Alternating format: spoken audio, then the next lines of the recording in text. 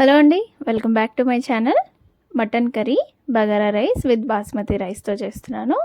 ప్రాసెస్లోకి వెళ్ళిపోదాం. స్టవ్ పైన కుక్కర్ పెట్టేసుకొని ఆయిల్ వేసి ఆనియన్స్ పచ్చిమిర్చి వేసుకొని వేగనివ్వాలి. ఇప్పుడు అందులోకి అల్లం వెల్లుల్లిపాయ పేస్ట్ వేసి ఒకసారి కలిపేసుకొని పసుపు కూడా వేసి పచ్చివాసన పోయిన తర్వాత నేను 1/2 kg మటన్ తీసుకున్నానండి. దాన్ని నీట్గా కడిగేసుకొని మనం యాడ్ చేసుకోవాలి. ఇప్పుడు అది ఆయిల్లో అంతా కలిసేలాగా కలిపేసుకోవాలి. ఇలా కలిపేసుకొని ఒక 2 నిమిషాలు ఉడికించుకోవాలండి. హై ఫ్లేమ్ పైన ఉడికించుకుంటే ఇలా ఆయిల్ పైకి వస్తుంది. ఇప్పుడు అందులోకి నేనైతే 4 టమాటోస్ కట్ చేసి వేసుకున్నాను. టమాటోస్ కూడా మగ్గిపోయిన తర్వాత అందులోకి సరిపడా కారం, ఉప్పు, అలాగే ధనియాల పొడి కూడా వేసుకోవాలి.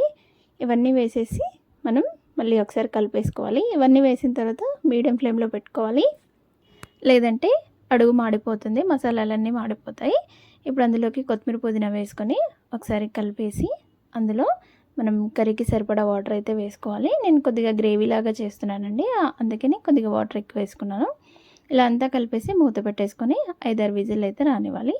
మనం బగారా రైస్ చేసుకుందాం. నేను ఆల్రెడీ రైస్ కడిగి పెట్టేశాను. స్టవ్ పైన గిన్నె పెట్టేసి ఆయిల్ వేసుకొని హోల్ గరం మసాలా అలాగే పచ్చిమిర్చి వేసి కొద్దిగా పచ్చిమిర్చి వేగిన తర్వాత కరివేపాకు, కొత్తిమీర పుదీనా కూడా వేసుకోవాలి. అవి కూడా కొద్దిగా వేగిపోయిన తర్వాత అందులోకి అల్లం వెల్లుల్లిపాయ పేస్ట్ వేసి అంతా ఇలా కలిసేలాగా కలిపేసుకోవాలి. ఇప్పుడు అందులోకి మనం రైస్కి సరిపడా వాటర్ అయితే యాడ్ చేసుకోవాలండి. 2.5 గ్లాసెస్ వరకు నేను బాస్మతి రైస్ తీసుకున్నాను అండి. ఆల్రెడీ కడిగి 1/2 అవర్ నానబెట్టుకున్నాను. విజిల్స్ కూడా వస్తున్నాయి.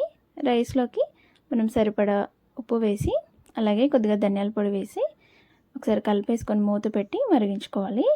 ఇలా వాటర్ మరిగే టైంలో మనం కడిగి పెట్టుకున్న బాస్మతి రైస్ యాడ్ చేసుకొని ఒకసారి కలిపేసి మీడియం ఫ్లేమ్ పెట్టుకోవాలండి. ఆల్రెడీ వాటర్ వేడిగా ఉంటాయి కాబట్టి మనం హై ఫ్లేమ్ కానీ లో ఫ్లేమ్ కానీ పెట్టొద్దు, మెత్తగా అవుతుంది. మీడియం ఫ్లేమ్ పెట్టేస్తే ఇలా ఈవెన్గా ఉడికిపోతుంది. అస్సలు నేను మధ్యలో కలపలేదు, చూడండి ఎలా వేసిన రైస్ అలానే ఉంది. ఇలా అంతా ఒకసారి వాటర్ అంతా పోయిన తర్వాత అలా ఒకసారి కలిపేసుకొని లో ఫ్లేమ్లో 1 నిమిషం పెట్టేస్తే సరిపోతుంది. కర్రీ కూడా నేను మూత ఓపెన్ చేశానండి. 7 విజిల్స్ వరకు పెట్టాను. ఇప్పుడు అందులోకి మనం కొబ్బరి పొడి వేసుకోవాలి. కొబ్బరి పొడి వేయడం వల్ల చిక్కగా ఉంటుంది, టేస్ట్ కూడా చాలా బాగుంటుంది. రైస్లోకి చపాతీలోకి తినేలాగా ఉంటుంది. అలాగే కొద్దిగా గరం మసాలా కూడా వేసుకొని ఇంకొక 2 నిమిషాలు మనం స్టవ్ పైన పెట్టి ఉడికించుకుంటే ఇలా గ్రేవీలాగా కర్రీ అయితే రెడీ అయిపోతుంది. బాస్మతితో బగారా రైస్ అలాగే మటన్ కర్రీ కాంబినేషన్ చాలా బాగుంటుందండి. నాకు స్పెషల్గా చాలా ఇష్టం. బిర్యానీ కంటే ఇలా చేసుకొని తింటేనే బాగా అనిపిస్తుంది. మీకు నా వీడియో ఎలా అనిపించిందో కామెంట్ చేయండి. వీడియో నచ్చితే లైక్, షేర్ అండ్ సబ్స్క్రైబ్.